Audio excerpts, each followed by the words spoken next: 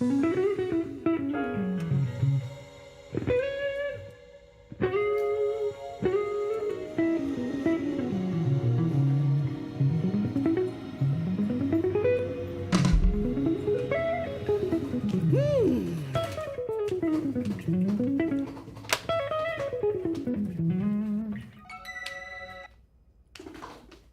make it a great 40.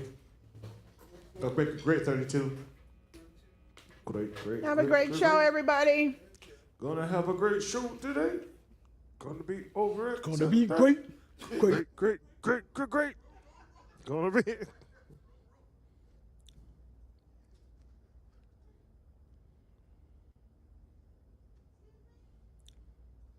Nope.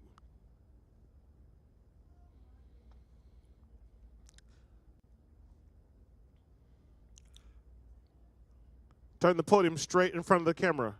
3, 2. All right. Come on, everybody. Welcome on in. But first, bring the energy because it's time for the Sisaundra Show. Oh, yeah.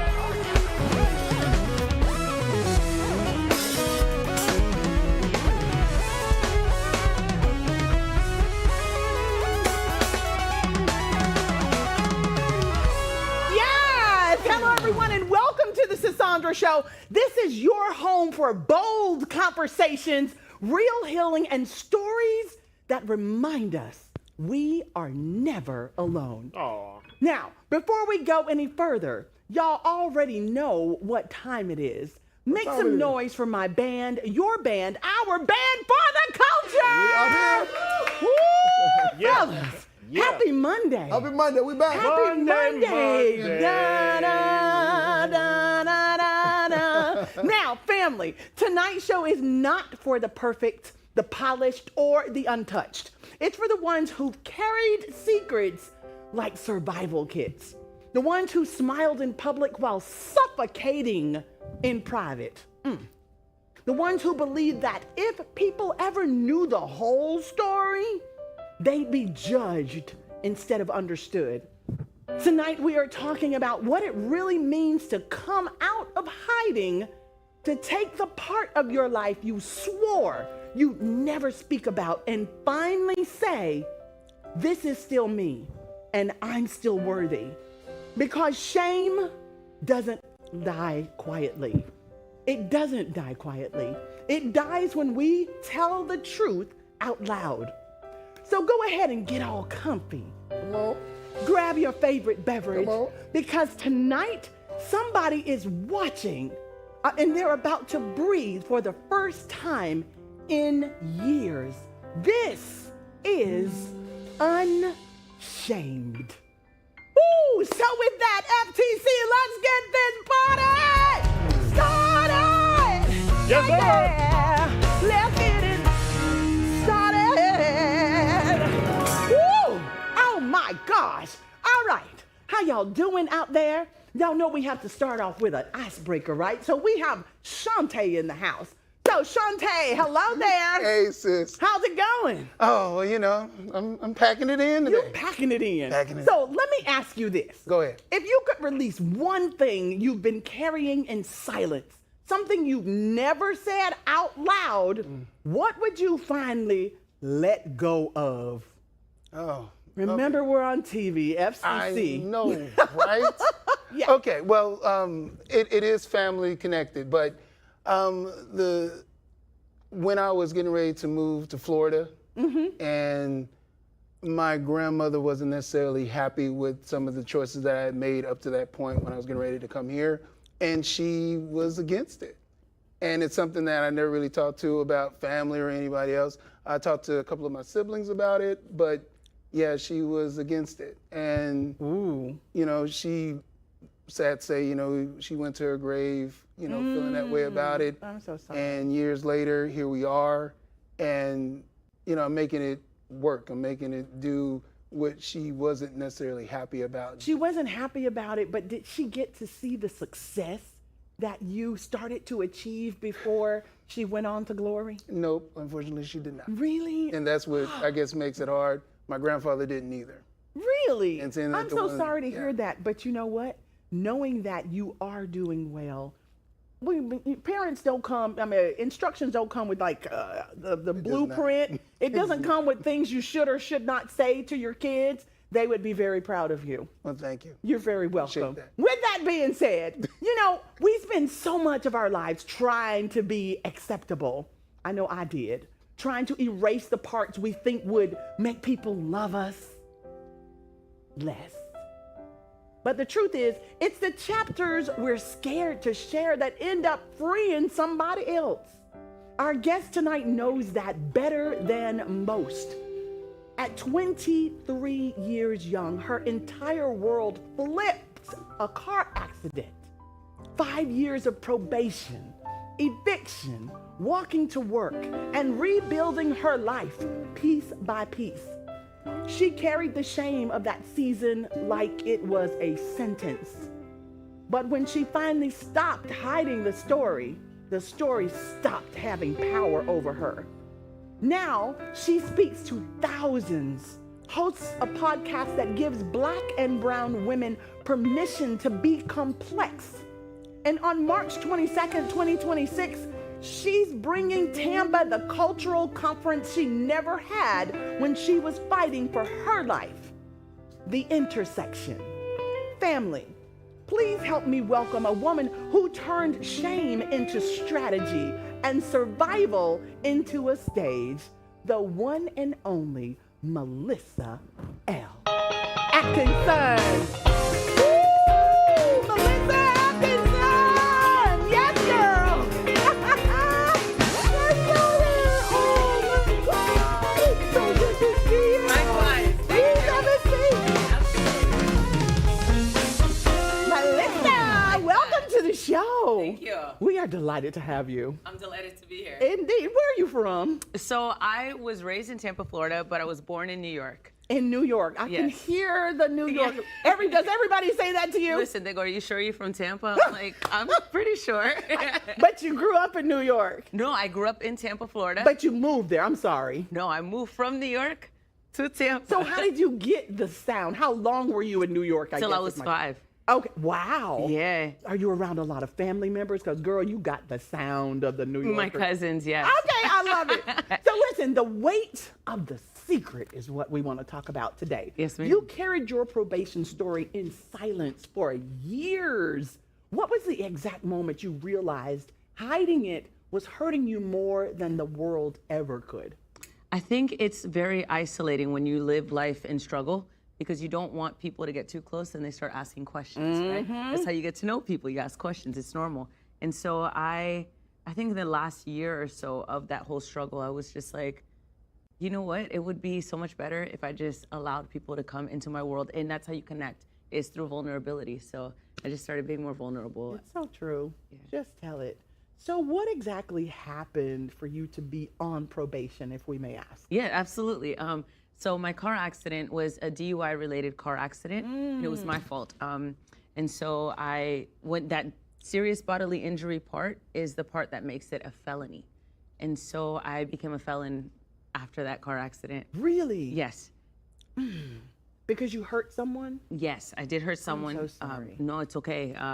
I hurt her and I hurt myself. I Yes. split the bottom half of my face.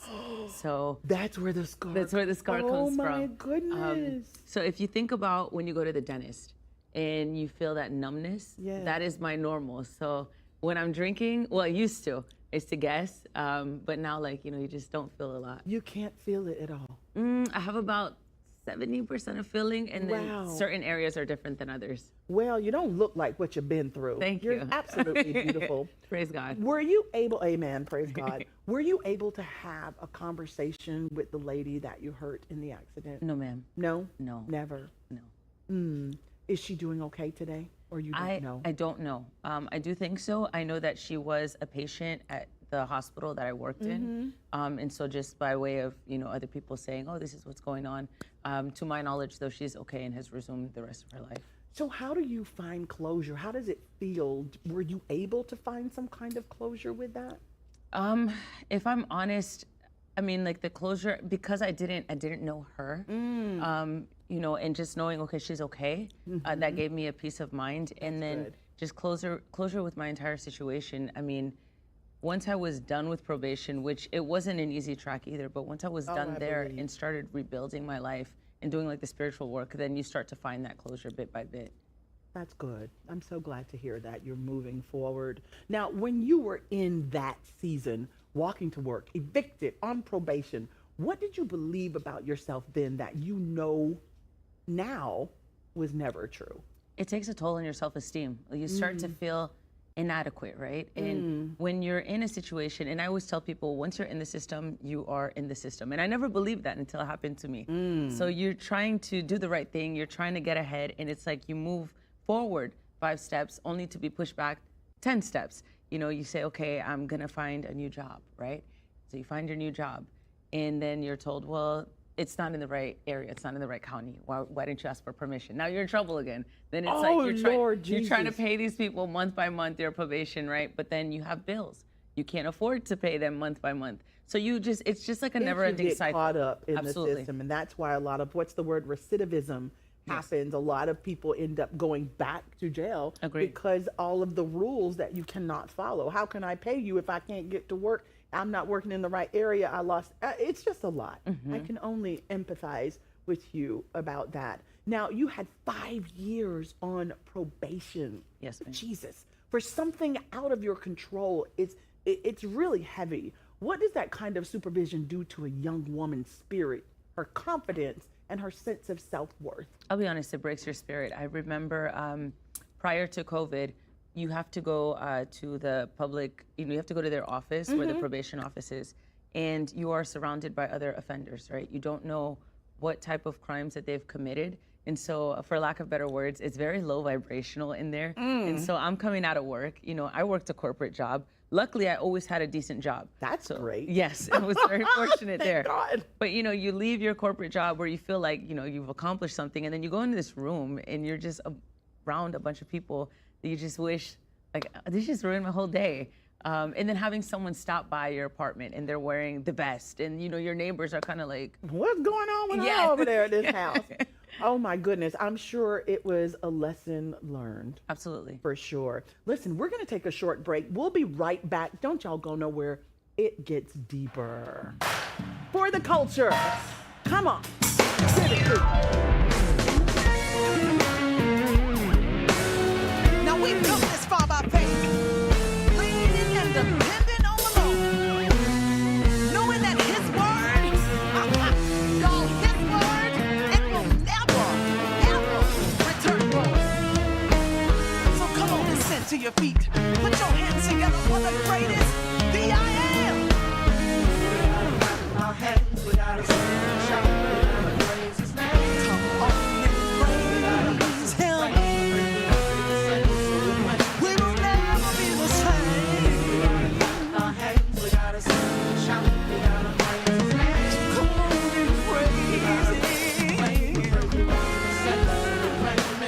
Sometimes we sit and complain about everything, forgetting the joy that the love of my Jesus brings. Then we sit and we ponder till we put ourselves under. But with a little praise, I'll sing praise. We gotta clap our hands, we gotta sing and shout, we gotta praise His name. We got a message to claim, no glory to say. We gotta clap our hands, we gotta sing and shout, we gotta praise His name. We gotta claim it in His name. Now you're talking and talking about sister so and so, when you need to be sweeping around your own front door. Then you sit and you wonder why you're feeling so down under. If you give Him that time and praise, yourself you will amaze. Stop sitting and wondering and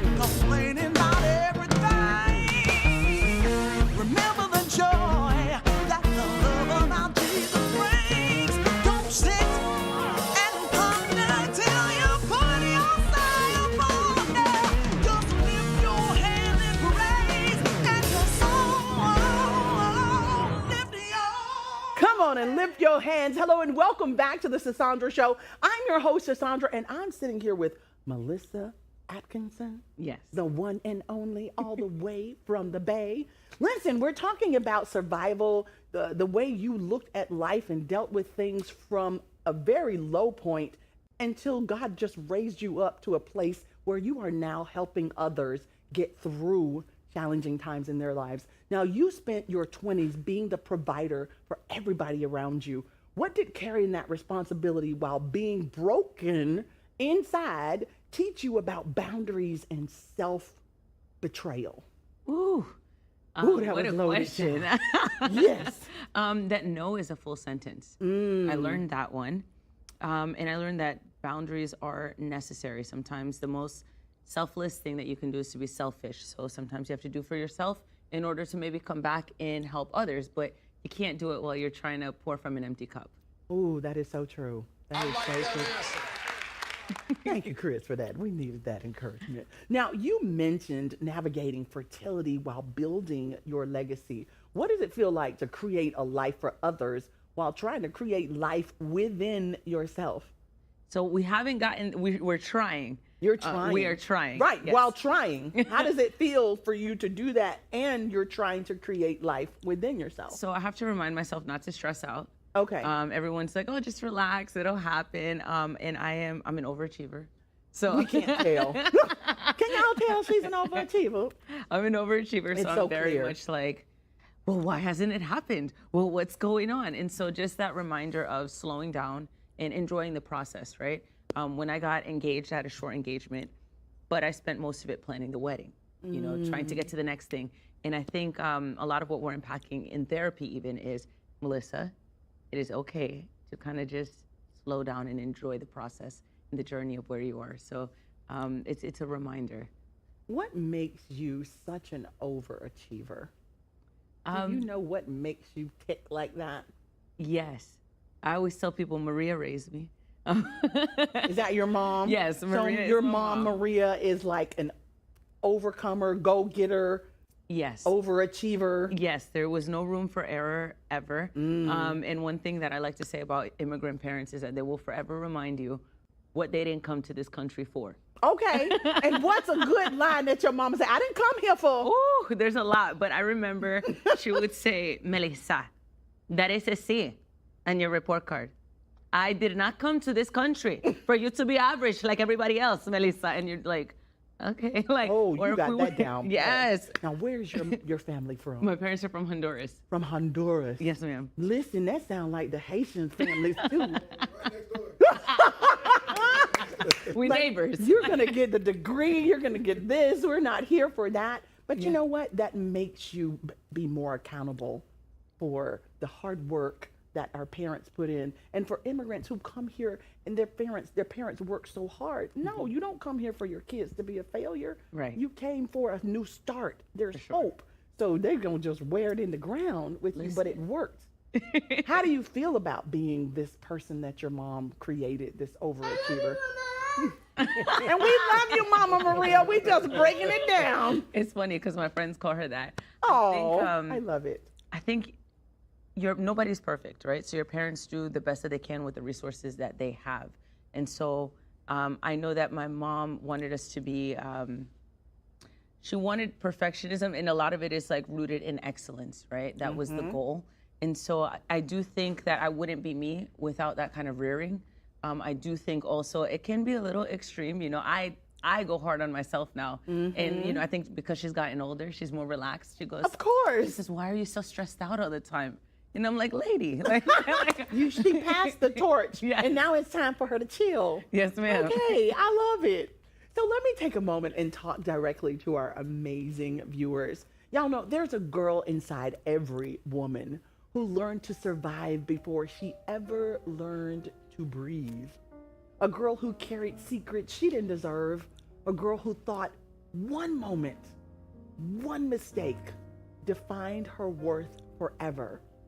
Our guest tonight knows that girl. She was that girl. The one who tried to rebuild her life with a probation sentence in one hand and shame in the other. The one who walked to work in silence, who hid eviction notices like they were scars, who smiled while the world had no idea she was fighting to stay afloat. But what she didn't know then is that the story she was ashamed of would one day become the very story that sets other women free. So tonight, for Dear Me, we placed a moment of stillness in her hands and invited her to write a letter to the younger version of herself.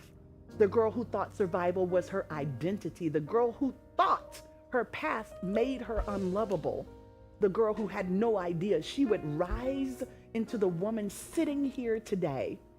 This isn't about rewriting the past. It's about releasing it. It's about looking that younger self in the eyes and saying, you were never the shame. You were always the strength. This moment is truth. This moment is redemption. This is Dear Me, Miss Melissa Atkins. I have my little letter Read here. Okay. Can I just read it to you? Dear Me. Dear Yes. me. Dear me, Melissa L. Atkinson, you are in the season of thrive, but take a moment to reflect on times when all you could try to do was survive. Adversity has built your character, and every prayer that you once believed to be unanswered has clearly been heard. Your past is never your identity. You are the author of this book and the star of your own movie. Thus you can rewrite and tailor for the ending you most desire.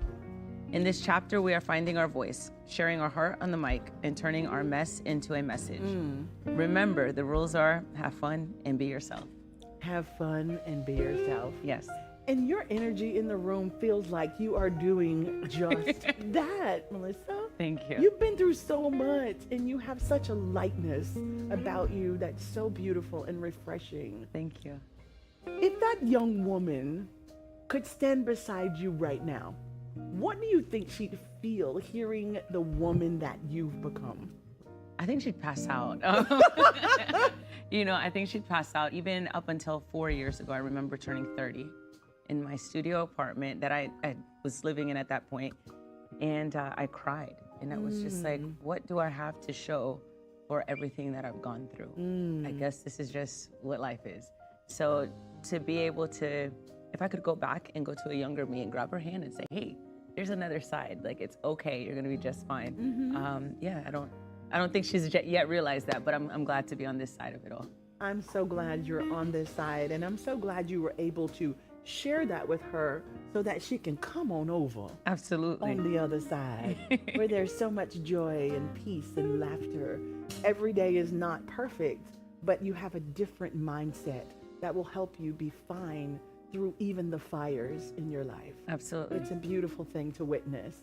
Whew. Now that you've spoken your truth out loud, what promise are you making to yourself moving forward? Well, a lot of my goal right now is to help other women find their own voices and for them to feel emboldened to use it as well. I'm really passionate about the fact that your life is someone else's survival guide a lot of the time. So, That's beautiful. thank you. You're so welcome. You're like, I don't.